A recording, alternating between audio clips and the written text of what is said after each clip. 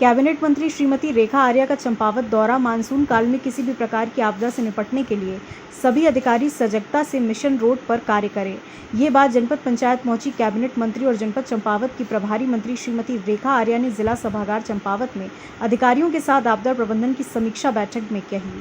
जनपद में मानसून काल में प्राकृतिक आपदा से वर्तमान तक हुई क्षति और आपदा पुनर्निर्माण की समीक्षा करते हुए अधिकारियों को किसी भी प्रकार की आपदा से निपटने के लिए मिशन मोड में कार्य करने के निर्देश दिए। समीक्षा बैठक में माननीय मंत्री ने कहा, अच्छी बात है कि वर्तमान में जनपद में आपदा के कारण किसी भी प्रकार की जनहानि नहीं हुई, लेकिन मानसून सत्र अभी समाप्त नहीं हुआ, खतरे की संभावना रहती है। इसके दृष्टिगत सभी विभाग मैन पावर और पूरी मशीनरी के साथ अलर्ट रहें। सड़क मार्ग बंद होने पर कम से कम समय पर उसे खोला जाए। कहा, सुरक्षा की दृष्टि से राष्ट्रीय राजमार्ग सहित जनपद के सभी सड़क मार्गों में जो पेड़ खतरे की जद में हैं, जिनसे कभी भी दुर्घटना हो सकती है, ऐसे पेड़ों को राजस्व, वन विभाग और सड़क निर्माण विभाग संयुक्त निरीक्षण कर तत्काल हटाने और लोपिंग की कार्रवाई करें। उन्होंने कहा, मानसून काल में जिले में जहां जहां किसानों की भूमि जो जलभराव, भूकटाव आदि से क्षतिग्रस्त हो गई है, फसल को नुकसान हुआ है, उनका आकलन कर मुआवजा राशि शीघ्र बांटी जाए।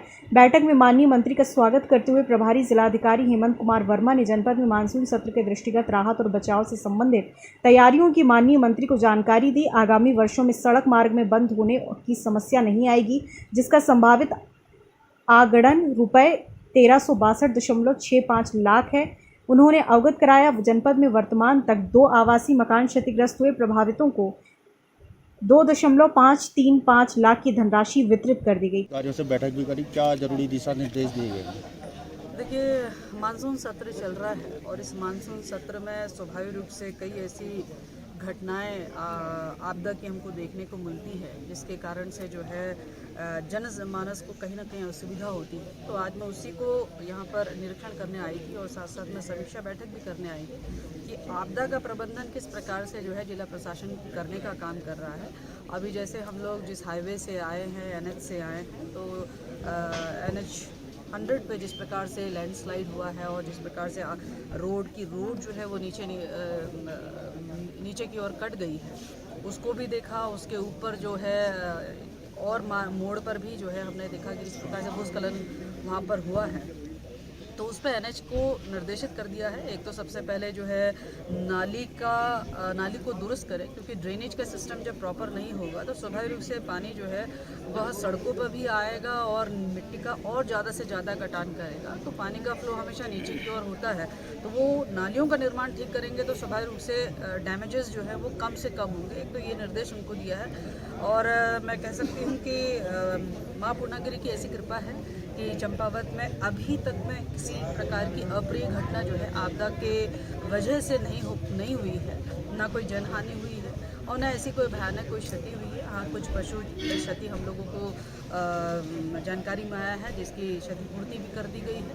और साथ ही कुछ जो इस भूस्खलन के चपेट में जो परिवार आ रहे हैं, उनको भी आज यहाँ पे चेक वितरण करते हुए उनके विस्थापन की व्यवस्था जो है उनको यहाँ पर करके दी है। तो मेरा ये कहना था कि हमारे सभी अधिकारी, चाहे वो आपदा प्रबंधन के अधिकारी हो या उससे संबंधित, चाहे वो PWD के हो, RH के हो या PMGSY के हो या हमारे स्वयं आंगनबाड़ी केंद्र से संबंधित हमारे अधिकारीगण हो, DPOs हो, सभी से कहा गया है कि बिल्कुल सजग मोड में रहें। माँ की कृपा अभी तक बनी हुई है, आगे भी बनी रहेगी, लेकिन सजगता बहुत ज़रूरी है।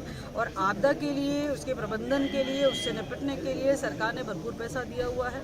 यहाँ पर 15 करोड़ की धनराशि दी गई है और हर तहसील को जो है भरपूर राशि 1-1 करोड़ की धनराशि जो है हर तहसील को दी गई है। और तहसीलदारों से सख्त निर्देश हैं कि वो जैसी सूचना प्राप्त होती है तो उस पर तुरंत कार्रवाई करते हुए। खबर भारतवर्ष के लिए चंपावत उत्तराखंड से पार्वती देवी की रिपोर्ट।